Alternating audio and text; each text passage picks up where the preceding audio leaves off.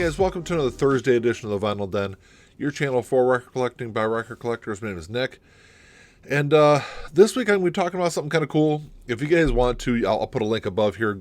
Like very early on in this channel, Ian and I did an episode about our Grails and some albums we'd really love to find on vinyl. I believe I briefly talked about an album that I actually managed to find. And it's something I've been looking for a long time, so I'm going to open this up and talk about this today.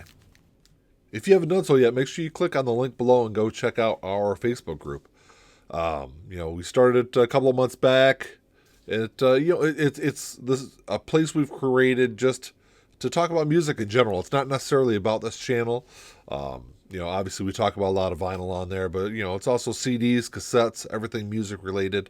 But like I said, make sure you check that out, and also click on the subscribe button, and make sure you click on the notification bell so you get notifications every time we have a new video up. If you don't know, videos are up Thursdays at 4 p.m. Eastern, and then we have a video up Sundays at noon also. So before I get to the album that I got in the mail, I did actually pick up one thing lately that it was pretty cool. It's something I haven't seen around very often, and I got it for a really great price. Of course, if you guys watch the channel for a while, you know I'm a big Pink Floyd fan. And I was just happened to go to the record store this past Sunday, and actually it's the first time I've been to the record store probably almost a month. A lot of stuff I've been buying has been online. But I just happened to come across this. This is a 1969 German pressing of Pink Floyd's Saucer Full of Secrets. And I've been trying to buy or find older pressings of a lot of my favorite Pink Floyd albums. And this was one that I hadn't found a great older pressing of. I've seen a couple of them. They're normally pretty beat up. This is not one of Pink Floyd's most popular albums. This is just their second album. This was released in '68. I believe this is actually the third German pressing of this. But the jackets on it, the cover's not in great shape. It's better than what I've seen. It's got some tears and stuff on it. But what really kind of drew me to this record is this thing looks almost unplayed. It's if you can see, there's just like some light scuffing, but I listened to this thing and it sounds fantastic. Definitely an album that I've been looking for a long time. The only pressing I had of this was the 2016 remastered. So just a fantastic album. If you haven't listened to this album, make sure you check it out if you're a Pink Floyd fan. Just a great overall album. So one last thing before I get to the record. If you haven't noticed behind me, I kind of changed up the way the Vinyl Den looks down here. I wasn't necessarily running out of space, but over the last 6 to 10 months, I've noticed that getting these Calyx shelving units from IKEA has been really kind of hard. They've been out of stock, and I don't know what's going on. Like I said, I don't know if it's just a pandemic thing or not, but I kind of want to make sure I had enough storage kind of moving forward, because I've seen prices really skyrocketing on Facebook Marketplace and things like that for these units. And so this will definitely be enough shelving to last me for a while. Kind of the funny thing about it though is I didn't really notice it until because I had I've got one of the bigger 5x5 Calyx units, and I've had it up for a couple of years. And when I put the second one next to it, I didn't really realize that the first one was actually leaning, just slightly. It was probably, I'd say, there's probably a good almost an inch gap at the top of the two units. So I had to completely take all my records off the first shelf and really properly attach it to the wall. So if you're using these bigger Calyx units, make sure you definitely secure them to the wall, because I have seen pictures, horror stories online of these things collapsing. But make sure they're securely attached so you don't have any issues. So this is an album that I've loved for a long time. It was originally released in 1996, and so 96 is the tail end of the mass vinyl production era. And you're really seeing a drop off at that. I would even say prior to that, 90, 394, 95 was really a steep decline. So by the time 96 rolled around, this did not get a really big release. And it was never reissued after 96 either. So it's gotten pretty hard to find over the last couple of years. The last time I think I saw this on eBay, it went for, I want to say almost $500.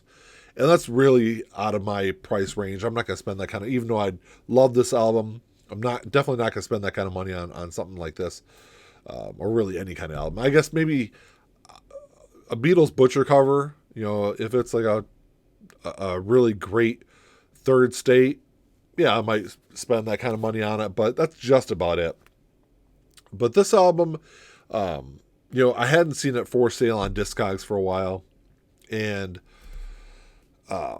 even when it is on Discogs, it's normally, high 200s, low 300s kind of range, and at least I'm pretty sure it's the last price I saw it go for. I could have picked it up a couple of years back.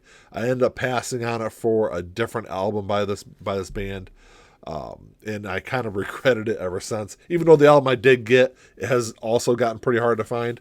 But all right, I'm gonna crack this thing open. This is actually to give. If you guys know me and know Ian, this is an album that Ian and I did a podcast for about 3.5 years. And this album is actually where we got the name of the podcast from. I hadn't bought, normally when I buy things off of Discogs, I try to buy it from people that have really good reviews, or a lot of reviews. This one here, though, I just kind of hopped on I'd gotten out of work. I worked till 3 o'clock in the morning, so I'd gotten off 3 a.m. It was probably almost 4 o'clock in the morning by the time I got home. And I just kind of hopped on Discogs. And this thing had just been listed, and it was well under what I'd seen it go for. So I hope it's in really good shape. This is the guy I bought it from. I don't think had any reviews, which is something I typically don't do on Discogs. But I figured for the price of this and what it was, I'd give it a shot. But let's take a look here. The packaging looks pretty nice. It's got, the corner's a little dinged up, which a lot of these things are when they come through the postal service. But hopefully it's packaged pretty good.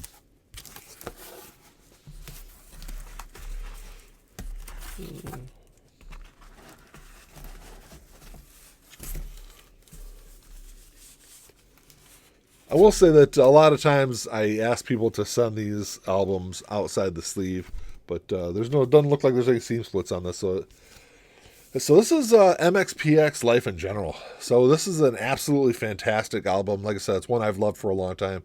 MXPX is definitely one of my favorite, I'd say top 3 bands.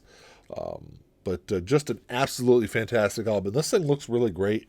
The corner's a little bent up on it, but overall really great shape. And like I said, I paid well under market value for this album.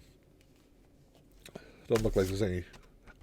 And this is who is this from? This is from Tooth and Nail Records. So this is definitely not any kind of like. They signed with A&M after this, and released "Slowly Going the Way of the Buffalo," which is a big, really probably their most popular album. See, it comes with a just like your standard lyric sheet.